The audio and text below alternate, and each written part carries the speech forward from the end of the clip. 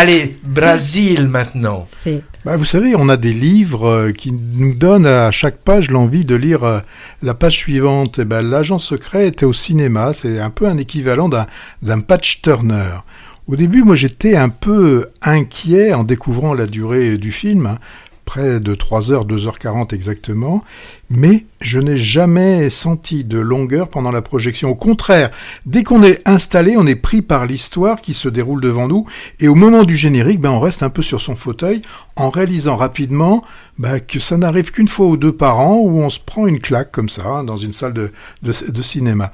Alors, puisqu'on aime bien mettre des étiquettes et classer un peu les films, je dirais simplement que c'est un thriller politique, mais en plus, et ça c'est important, c'est un film qui est complètement irradié par une mise en scène explosive et porté par un acteur. Allez, tout à l'heure on parlait de flammes et tout ça, et bien là il est incandescent cet acteur. Alors, la scène d'introduction, on découvre une Volkswagen jaune canari qui s'arrête pour prendre de l'essence. Et là, le ton est donné, la mise en scène fera le film. Je peux même dire que la mise en scène sera le film. À bord de cette voiture, on comprend qu'on se dirige vers Recife. Alors, je ne sais pas si on dit Recife ou Recife, je sais pas. Une ville dans le nord du Brésil. Et Marcelo, c'est le nom de l'acteur, du personnage principal. Il va là-bas pour retrouver son jeune fils.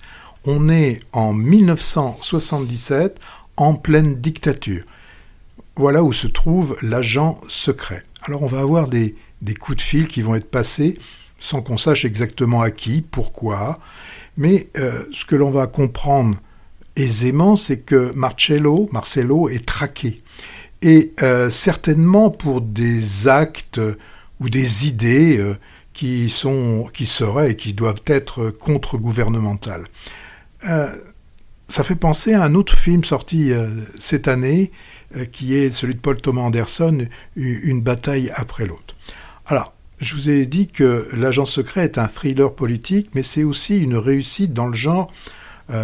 Ces films où vous avez un gibier, un chasseur. On a une scène qui est très belle, assez longue d'ailleurs et haletante. De traque. Oui, dans un marché avec des gouttes de sang qui seraient un peu comme des cailloux du Petit Pousset. Et elle est particulièrement réussie. Là aussi, je fais le parallèle avec cette poursuite en voiture d'une bataille après l'autre.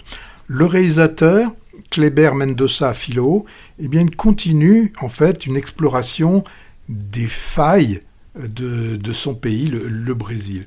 Alors, on n'a pas une reconstitution figée. Mendonça, il filme l'histoire comme si c'était une matière vivante, presque organique. Là, sa caméra, elle glisse, elle s'attarde, s'échappe. Une caméra qui est capable de capter les silences autant que les cris, autant les regards que les gestes. Pour ce film, donc, je le répète, qui s'appelle L'agent secret. Alors parfois c'est difficile à suivre, on a de la difficulté parfois à se situer dans le temps. Est-ce qu'on est dans le passé ou le présent?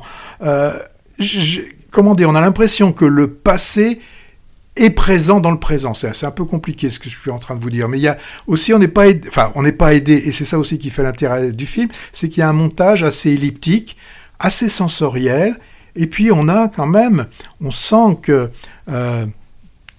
cet acteur, ce Marcelo, il est un peu paranoïaque quand même. C'est assez intéressant. Il a du coup à l'être. Oui, mais le réalisateur, j'ai eu cette impression, en tout cas c'est ce que j'ai ressenti, d'être entraîné dans un labyrinthe. Kafkaïen.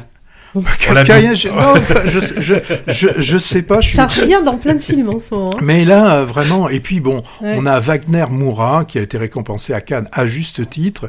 Il nous livre une performance, mais avec une intensité. Tout à l'heure, j'ai parlé d'incandescence, je pourrais parler aussi de magnétisme.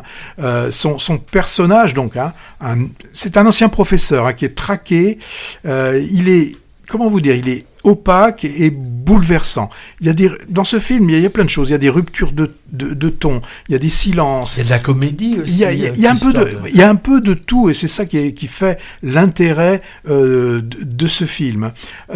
Il a cette capacité, le réalisateur, Mendoza, à filmer son acteur. Alors, on a souvent des plans serrés, dans des intérieurs étouffants. On se retrouve dans des rues saturées de son. Voilà, ce film, c'est de la mise en scène, c'est de l'ambiance. Alors, c'est pas un film facile. Il exige du spectateur. Tu vois ? Oui, je trouve qu'il faut accepter. Exigeant, on va dire. C'est un film exigeant et c'est intéressant quand il fait appel au peu d'intelligence qui nous reste dans nos cerveaux. Parle pour toi. Donc moi je trouve que quand le cinéma nous propose, nous spectateurs, un acte de travail, de réflexion, je trouve que le film il a gagné. C'est un film qui hante longtemps après la projection. Et alors moi je l'ai pas revu, ça fait plus de 2 mois que je l'ai vu, mais simplement en revoyant le film annonce, il y a plein de choses qui sont remontées. C'est pas un film bavard, c'est un film qui ne cherche pas à convaincre, mais qui nous fait ressentir les choses. Et j'ai trouvé que pour moi c'était un film très important de cette année 2025. Je vois Céline qui se dit, est-ce que je vais aller voir ce film ? Parce que vu comment il l'a raconté sans rien raconter, parce qu'on est plus dans de l'ambiance, on est plus dans du ressenti. Mais rien que la bande-annonce. Alors, maintenant, vous êtes prêts pour une heure parce qu'il va... Non, c'est pas ça. Non, je signale que Patrick nous a parlé de l'agent secret, puisqu'il n'a pas nommé, je crois... Si, je l'ai dit 2 fois. D'accord. Alors, l'un des immanquables du dernier festival de Cannes, oui, il a été doublement récompensé, comme tu l'as signalé, mise en scène et l'acteur, je crois. Et l'acteur, oui.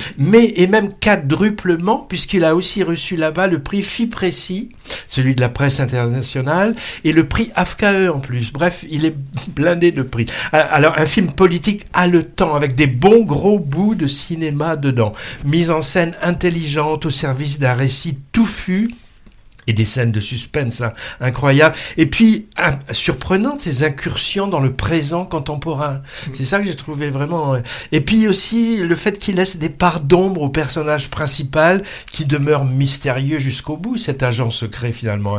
Autrement, j'ai adoré la mamie impayable qui s'occupe de la pension accueillant les dissidents. Elle est toute quasiment squelettique. Elle me fait penser à une qu'on voyait dans un des premiers films de Cédric Clapiche.